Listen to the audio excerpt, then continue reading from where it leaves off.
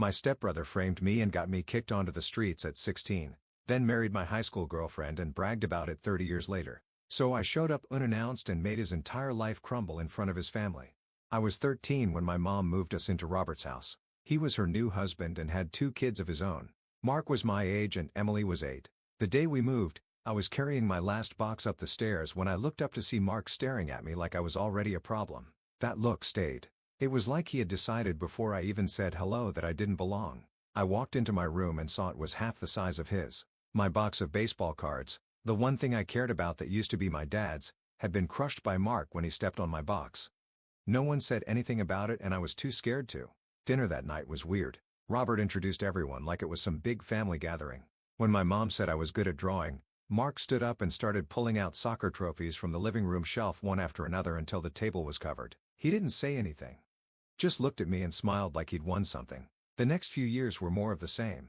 Mark would mess with my homework, say I didn't do my chores when I did, take credit for stuff I did around the house, tell people at school I smelled or that I cried myself to sleep. He was good at making people believe things. Everyone liked him. He was funny, loud, always had a joke ready. I was quiet, kept to myself, helped Emily with her homework when no one else would. She was the only one in that house who liked having me around. Things got worse when I started dating this girl Lisa at school. She was new and sweet and laughed. She liked how quiet I was. That drove Mark crazy. He tried asking her out before me and she turned him down. He never got over it. One afternoon, I got home and Mark said he lost his phone. He asked me to help him look for it. I followed him upstairs and he told me to check under my bed while he went to check the laundry. I didn't think much of it, until 20 minutes later when he came back with our dad. He walked in shouting.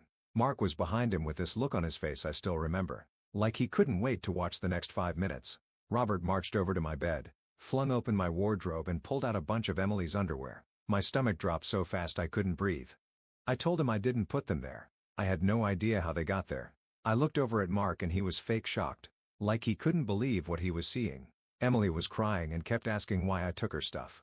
Robert didn't ask questions. He grabbed me by the collar and dragged me out of the house before I could even grab my shoes. He threw me against the wall in the driveway and screamed that I was sick and needed help. Then he shoved me to the ground and locked the door behind me. My mom didn't even fight for me.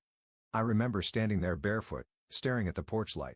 I knocked once, then again, then I gave up. I slept in a porta-potty at Park that night. Nobody came to get me the following day, and I honestly thought I'd never see any of them again. 30 years passed by. The only thing I heard was Mark somehow ended up marrying Lisa, but not much else until last week. I came home from work, my wife Sarah looking like she'd seen a ghost. She handed me a printed email, an email that was from Emily. I didn't want to read it. I hadn't spoken to her in 30 years, but she told me I needed to. It was long, but Mark got drunk last weekend. He and his buddies were talking and my name came up.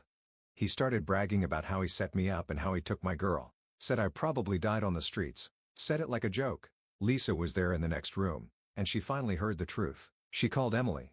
Emily spent all weekend trying to find me, and she did. She wrote that she was sorry, that she never forgot what happened, that she missed me and wanted to come meet the family again. But the whole time reading that email, there was one thing on my mind. I should be over it, but Mark ruined my life and took everything from me. I was coming back and I was getting more than just revenge. I read the email twice then closed the laptop. Jamie was watching me carefully. "Are you okay?" she asked. I wasn't. I felt like someone had ripped open an old wound and poured salt in it. All those feelings I'd buried, the abandonment, the betrayal, the helplessness came flooding back. But mixed in with all that pain was something else. Something hot and sharp. Anger. "He married Lisa," I said finally. That detail kept sticking in my brain. After ruining my life, Mark had gone on to marry the one good thing I'd had in that house. Jamie knew some of my history. I told her the basics when we got serious. That I'd been kicked out as a teenager, that my stepbrother had set me up, that my mom had chosen her new family over me. But I'd never told her all the details. It hurt too much to talk about. Now I found myself telling her everything. About the baseball cards, about the constant sabotage, about Lisa and how she was the first person who seemed to see me, about that final day when everything fell apart. I talked until my voice was hoarse. When I finished, Jamie reached across the table and took my hands. "What do you want to do?" she asked. That was the question, wasn't it? What did I want? Part of me wanted to delete the email and pretend I never saw it. Another part wanted to write back just to Emily. Maybe try to have some kind of relationship with the only person from that house who'd been decent to me. And then there was the part of me that wanted to drive to wherever Mark lived now and punch him in his smug face. I didn't respond to the email that night or the next day. I went to work, came home, helped the kids with homework, all while this storm was brewing inside me. Jamie didn't push, but I could tell she was worried. On Thursday, I finally wrote back to Emily. Just a short message saying I'd received her email and needed some time to process it. I gave her my phone number and said she could call if she wanted to talk. She called that same night. It was weird hearing her voice, a grown woman's voice instead of the little girl I remembered. We talked for almost 2 hours. She filled in some of the gaps from the last 30 years. My mom and Robert had stayed together, though their marriage had been rocky. My mom had tried to find me at first, Emily said, but Robert convinced her I was better off wherever I'd gone. Mark had been the golden child, got a soccer scholarship to state, married Lisa right after college. They had 3 kids now. Emily had gone to community college, became a nurse, married a guy named Tom. I always knew something wasn't right about that night, she told me. Even as a kid, I remember thinking it didn't make sense that you would take my stuff. You were always so nice to me. I asked her if she told our mom about Mark's confession. She hadn't yet. She wanted to talk to me first, see what I wanted to do. What about Lisa? I asked. I was trying to sound casual, but my heart was pounding again. Emily got quiet for a moment. She left him, she said finally. Packed a bag and went to stay with her sister. She's filing for divorce. I didn't know how to feel about that. Lisa was just a high school girlfriend. We barely dated. It shouldn't matter to me what happened in her marriage, but somehow it did. After I hung up with Emily, I sat on our back porch for beside me. I want to see them, I said finally. All of them. I want them to look me in the face after what they did. Jamie squeezed my hand. Then that's what we'll do. We made plans to drive to my hometown the following weekend. It was about 3 hours away. Emily arranged everything. She get my mom to her house for what she called a family meeting. She didn't tell her why, just that it was important. Mark would be there too, though he didn't know I was coming. Lisa wouldn't be there, which was probably for the best. The days leading up to the trip were a blur. I couldn't focus at work. I kept thinking about what I would say, how I would act. I swung between wanting to scream at them and wanting to show them how well I'd done despite them. I barely slept. Jamie suggested we leave the kids with their parents. This is going to be intense, she said. They don't need to see that. She was right, as usual. We drove up Saturday morning. I was quiet most of the way, my stomach in knots. Jamie tried to distract me with stories about work, but eventually, she just let me sit with my thoughts. We checked into a hotel first. I needed a home base, somewhere I could retreat to if things went badly. Then we drove to Emily's address. It was a small house in a nice neighborhood with toys scattered across the front yard. As we pulled up, I saw several cars already parked in the driveway. They're all here, I said, my voice sounding strange even to my own ears. Jamie reached over and squeezed my hand. You don't have to do this if you don't want to. But I did have to do it. I've been running from this for 30 years. It was time to face it. We walked up to the front door. I hesitated, then rang the bell. A few seconds later the door opened. Emily stood there, older but with the same eyes I remembered. She stared at me for a moment, then threw her arms around me. You came, she whispered. You actually came. I hugged her back awkwardly. Over her shoulder I could see into the living room. My mom was sitting on the couch, her hair gray now, looking confused. Robert was next to her, older but still with that same stern expression. And there was Mark, standing by the fireplace with a beer in his hand, frowning. Emily pulled back and wiped her eyes. Come in, she said. Everyone's here. I introduced Jamie, then followed Emily into the living room. Nobody spoke. My mom's hand went to her mouth when she saw me. Robert's eyes widened. Mark's face drained of color. Look who I found, Emily said, her voice shaking slightly. My mom stood up slowly. Michael? She said, like she couldn't believe it. Is that really you? I nodded, but didn't move toward her. I couldn't. 30 years of hurt stood between us like a wall. What is this? Robert demanded, looking at Emily. What's going on? Emily took a deep breath. We need to talk about what happened when Michael left, she said. About the truth. Mark set his beard down hard on the mantel. What the hell, Emily? You said this was a family meeting, not some ambush. It is a family meeting, she replied. And Michael is family. He always was. My mom was still staring at me like I was a ghost. Where have you been? She asked. All these years. We thought you thought what? I said, finding my voice at last. That I was dead? In jail? What exactly did you think happened to your 15-year-old son after you let your husband throw him out with no shoes, no money, and nowhere to go? The room went silent. Jamie moved closer to me, her hand on my back. That's not what happened. Robert started to say, but I cut him off. Don't, I said. Don't you dare try to rewrite history. You dragged me out of that house and left me on the street because you believed I was some kind of pervert. You never even asked for my side of the story." My mom was crying now. "We looked for you," she said weakly. "For months, we looked bullshit," I replied. I came back the next day. I stood across the street from the house for hours. Nobody came looking for me. Mark hadn't said a word. He was staring at the floor. His jaw clenched. "Tell them, Mark," Emily said. "Tell them what you told your friends at the barbecue." He looked up, his eyes darting between Emily and me. "I don't know what you're talking about." "Yes, you do," Emily insisted. "Lisa heard everything. She told me what you said." At the mention of Lisa's name, Mark's face hardened. "Lisa needs to mind her own business." "This is her business," I said. "You ruined my life, then took my girlfriend as some kind of trophy. And now she knows what kind of man she married." Robert stood up. "What exactly are you accusing Mark of?" I looked him straight in the eye. "He planted Emily's underwear in my room. He set me up. He admitted it to his friends last weekend, and Lisa overheard him." My mom gasped. Robert shook his head. "That's ridiculous," he said. But there was uncertainty in his voice. "Is it?" I asked. "Think about it. Did it ever make sense to you that I would steal Emily's underwear? Me? Who never caused any trouble? Who kept to myself? Who helped Emily with her homework? Did that ever actually make sense to you?" Robert looked at Mark, who was now visibly sweating. "Mark," he said.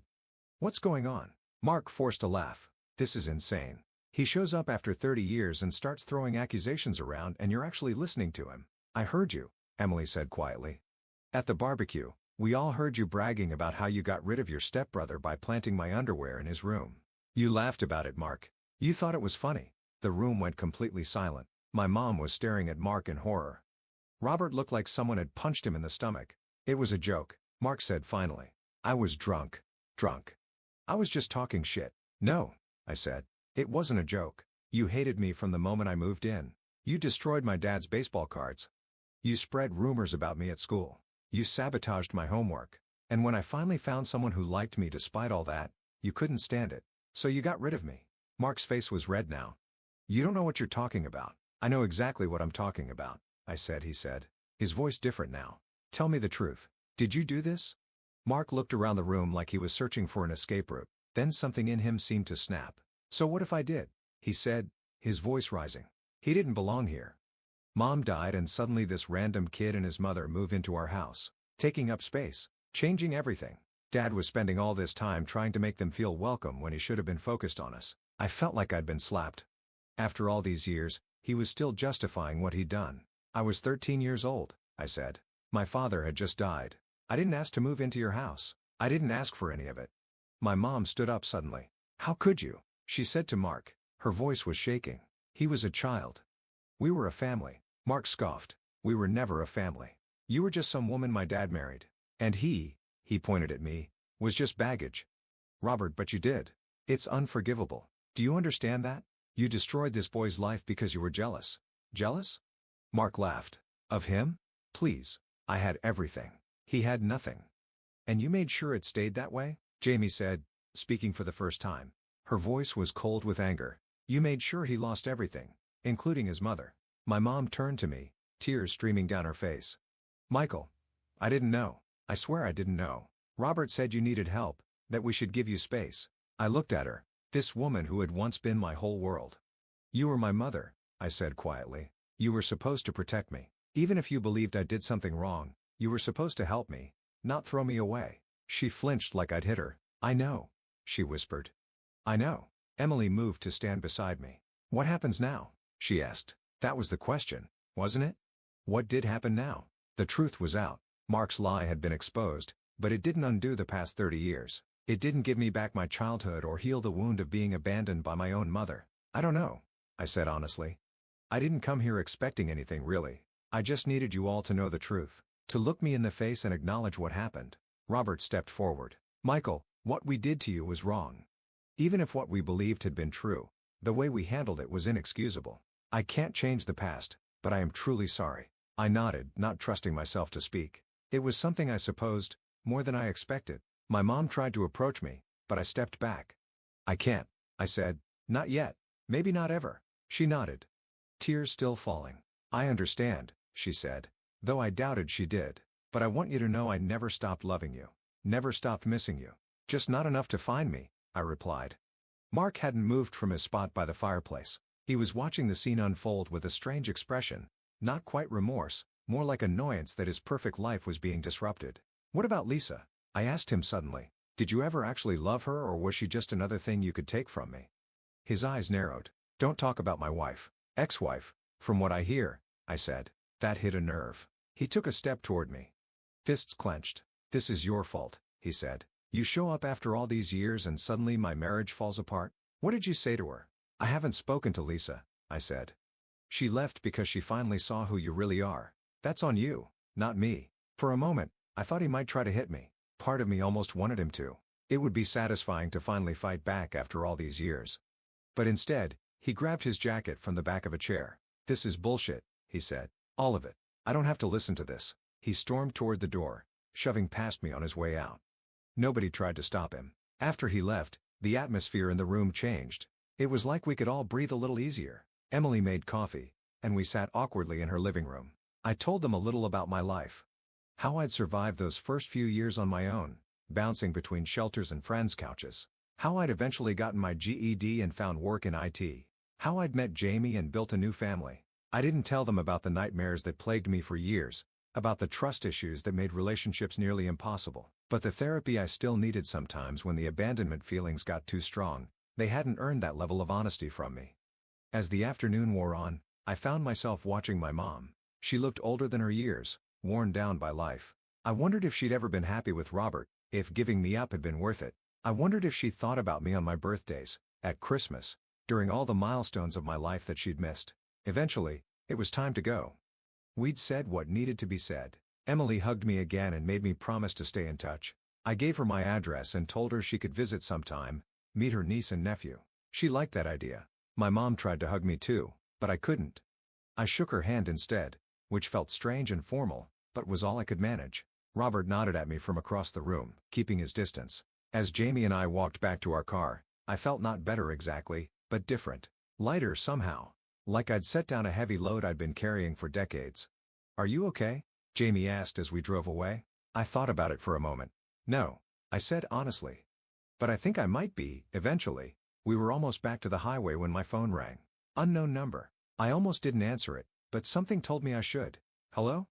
I said. There was a pause. Then a woman's voice. Michael? It's Lisa. Emily, give me your number. I hope that's okay. I nearly dropped the phone. Jamie glanced over at me. Me. Eyebrows raised. Yeah, I managed to say. That's okay. I heard you were in town. Lisa said. I was wondering if maybe we could talk. There's a coffee shop on Main Street. I could meet you there in 20 minutes. I looked at Jamie. She was watching me carefully, trying to figure out who I was talking to. I covered the phone. It's Lisa, I whispered. Mark's wife. Ex-wife. Whatever. She wants to meet for coffee. Jamie studied my face for a moment then nodded. If you want to, we can go. I uncovered the phone. Okay. I told Lisa. 20 minutes. As we turned the car around, I wondered what Lisa wanted to say to me after all these years. I wondered what I wanted to say to her. The girl I'd known was long gone, replaced by a woman who'd spent decades married to the person who destroyed my life. But maybe that was the point. We'd both been shaped by Mark in ways neither of us had chosen. Maybe talking to her would help me understand some part of the past 30 years that still didn't make sense to me. Or maybe it would just reopen wounds that had barely started to heal. Either way, I was about to find out. The coffee shop was one of those chain places with too many drink options and not enough seats. I spotted Lisa immediately, sitting at a small table in the corner. She looked different than I remembered. Her dark hair had some gray in it now, and she was wearing glasses, but she still had those green eyes. Jamie squeezed my hand. Do you want me to come with you? I thought about it for a second. No. I think I need to do this alone. Maybe you could grab a coffee at that place across the street. I won't be long. She nodded and gave me a quick kiss. Text me if you need me. I walked over to Lisa's table feeling weirdly nervous. She looked up and her eyes widened a little. Michael, she said, standing up. You look good. Thanks, I said. You too. We stood there awkwardly for a moment before sitting down. She already had a coffee in front of her. I didn't bother getting one. My stomach was too knotted up. So, I said, not knowing where to start. So, she echoed. This is weird, right? I nodded. Definitely weird. She wrapped her hands around her cup. I'm sorry about what Mark did to you, both back then and everything after. You didn't know, I said. No, but I should have figured it out. She took a sip of her coffee. Mark always had this story about his troubled stepbrother who got sent away. He'd tell it at parties sometimes, make it sound like this sad family drama. I believed him for years. I tried to keep my face neutral, but it hurt hearing that my life had been reduced to a cocktail party anecdote. "When did you guys get together?" I asked, not sure I wanted to know the answer. "Senior year," she said. "After you were gone." He was persistent. She looked down at her coffee. I was young and stupid. I thought his confidence was attractive. I didn't realize it was actually just entitlement.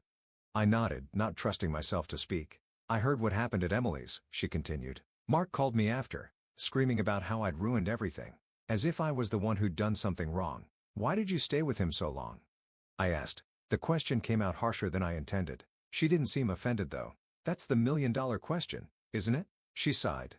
"At first it was good, where I convinced myself it was. Then we had kids, and it just seemed easier to make it work than to leave. Mark was always charming in public. Always the perfect husband and father when others were watching. It was only at home that he showed his other side." "What other side?" I asked. She hesitated. "The controlling side. The mean side. The side that made me feel like I was never quite good enough." She shook her head. "I'm not trying to make excuses. I should have left years ago. I didn't know what to say to that."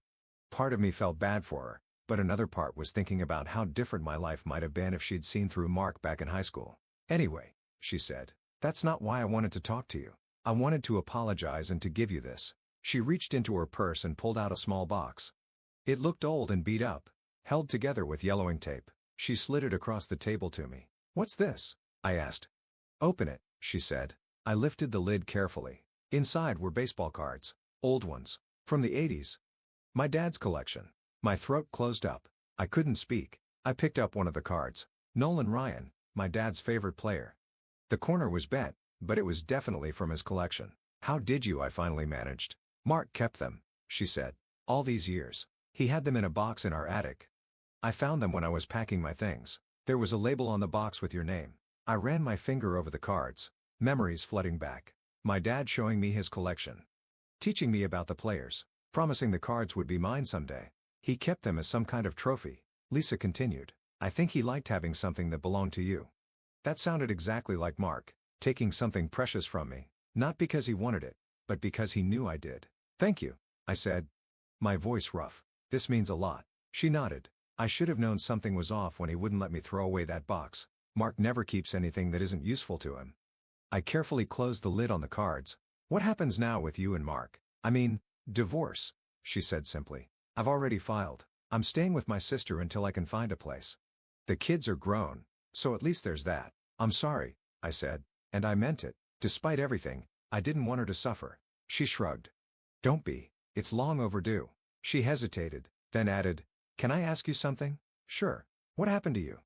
"After you left. I mean, Mark said you ran away, but I never really believed that." I took a deep breath. I hadn't talked about those years much, not even with Jamie, but for some reason, I found myself telling Lisa everything. About sleeping in the porta potty that first night.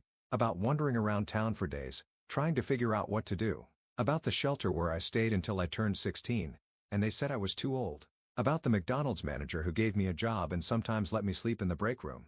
About the night classes I took to get my GED. About the community college courses I scraped together money for. She listened without interrupting, tears forming in her eyes. "I had no idea," she said when I finished. "All those years, I pictured you living with relatives somewhere or in some juvenile facility. I never imagined you were just out there on your own." "I survived," I said. "Made a decent life for myself eventually." "You did more than survive," she said. "You thrived despite everything Mark took from you." I hadn't thought about it that way before. I've been so focused on what I'd lost that I hadn't really considered what I'd built. "I should go," I said, picking up the box of cards. "My wife is waiting." Lisa nodded. "Of course." She hesitated, then asked, "Would it be okay if I contacted you again sometime? Not right away, but maybe when all this is settled down." I thought about it. Did I want Lisa in my life? Did I want any connection to that past? "Maybe," I said finally. "Let's see how things go." She seemed satisfied with that. We exchanged numbers and I stood up to leave. "Michael," she said as I turned to go, "for what it's worth, I'm glad you found happiness. You deserved better than what happened to you." I nodded, not trusting myself to speak, and walked out of the coffee shop. Jamie was waiting across the street. She stood up when she saw me, concern on her face. "You okay?" she asked. I showed her the box of baseball cards and explained what Lisa had given me. We walked back to our car in silence, my mind spinning with everything that had happened. As we drove out of town, I felt strange. Not closure exactly. I wasn't sure that was possible after everything that had happened, but something had shifted. The weight I'd been carrying for 30 years felt different somehow. "What are you thinking?" Jamie asked after we'd been driving for a while. "I'm thinking about calling Emily when we get home," I said. "Maybe inviting her to visit us sometime." "What about your mom?" Jamie asked carefully. I sighed. "I don't know. That's more complicated." "You've got time to figure it out," she said. "There's no rush." She was right. After 30 years, a few more months or even years wouldn't matter. I could take my time deciding what kind of relationship, if any, I wanted with my mother. We drove in silence for a while. I kept thinking about Mark, about how he kept my dad's baseball cards all these years, how he'd married Lisa, how he'd built his entire life around taking things from me and then pretending I never existed. "You know what's weird?" I said finally. "Mark ruined my life, but I ended up with a better one than he has." Jamie glanced over at me. "What do you mean?" "He's losing everything now. His wife, his reputation, probably his relationship with his parents. And for what? Because he couldn't stand sharing his house with a 13-year-old kid 30 years ago." "Some people create their own karma," Jamie said. I nodded, looking out the window at the passing landscape. "I guess so." When we got home the next day, I put the box of baseball cards on our mantel. Jason and Lily were curious about them, so I told them they had belonged to their grandfather, my dad. I didn't tell them the whole story of how I lost them and got them back. That could wait until they were older. That night, I got an email from Emily with photos of her family. Her husband Tom seemed nice in the pictures. They had a 10-year-old daughter named Hannah who looked a lot like Emily had at that age. I showed the photos to Jamie and the kids. "Is that your sister?" Jason asked. "Half-sister." I corrected automatically, then stopped myself. "Actually just sister. She's my sister." I sent Emily some photos of our family in return. It felt strange but good, like opening a door I'd kept locked for decades. A week later, I got a letter in the mail. No return address, but I recognized my mom's handwriting on the envelope. I set it on my desk and left it there for 3 days before I finally opened it. It was long. 5 pages of her small neat writing. She apologized over and over. She explained how Robert had convinced her I needed tough love, how Mark had manipulated everyone, how she tried to find me but didn't know where to look. She wrote about her regrets. Regrets? Her shame? Her hope that someday I might forgive her. I read it twice then put it back in the envelope. I wasn't ready to respond yet. Maybe I never would be, but I didn't throw it away either. The following month, Emily and her family came to visit us. It was awkward at first. 30 years is a long time, but the kids broke the ice. Jason and Hannah hit it off immediately, comparing video games and YouTube channels. By the end of the weekend, felt almost normal, like we were just a regular family catching up after too much time apart. Before they left, Emily asked if I'd heard from our mom. "She sent me a letter," I admitted. "Are you going to write back?" she asked. "I'm thinking about it," I said. And I was. Not right away, but maybe someday. As for Mark, I heard through Emily that he'd moved out of state after the divorce was finalized.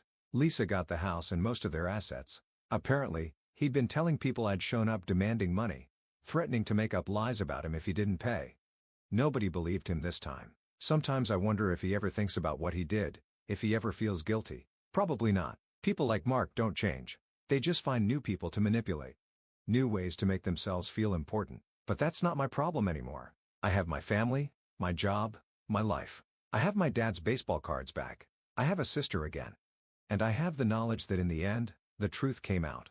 That night after Emily left, I sat on our back porch looking at the stars. Jamie came out and sat beside me, not saying anything, just being there. I reached over and took her hand. "Thank you," I said. "For what?" "For being my family when I didn't have one." She squeezed my hand. "You've always had a family, Michael. You just had to build it yourself." I nodded, looking up at the night sky. She was right. Family isn't just who you're born to or who raises you. Sometimes it's who you choose and who chooses you back. I still don't know if I'll ever fully reconcile with my mom.